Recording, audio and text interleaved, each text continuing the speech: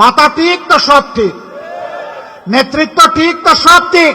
এখানে মাতার বাড়ি গভীর সমুদ্র বন্দর কেন্দ্র করে এটাকেই আল্লাহ চাইলে আমরা সিঙ্গাপুর কিংবা হংকংয়ের চাইতে আমরা আরো ভালো মানে যেতে পারবো।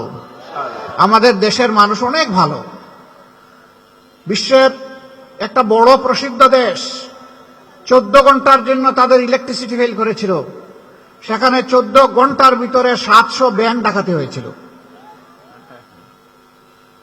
6,500 মায়ের ইজ্জত লুণ্ঠন করা হয়েছিল, ঘরে ঘরে লুটতরাজ শুরু হয়েছিল, যার কারণে 14 ঘন্টার মাথায় সেখানে সেনাবাহিনী নামাতে হয়েছিল।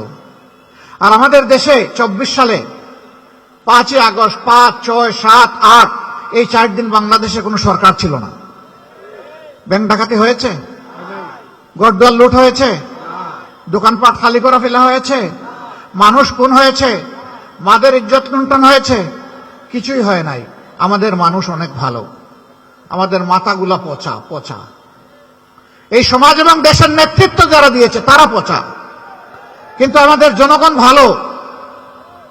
আমরা ওই পচা জায়গাটাই ঠিক করতে এসেছি।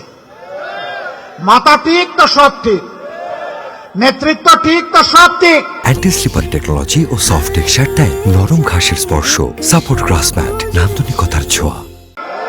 নেতৃত্ব দুর্নীতিবাদ, চাঁদাবাজ, ঋণ খেলাপি, ব্যাংক ডাকাত, এই নেতৃত্ব দিয়ে আগামীর বাংলাদেশ হবে না। যুবকদের প্রত্যাশার বাংলাদেশ গড়া যাবে না।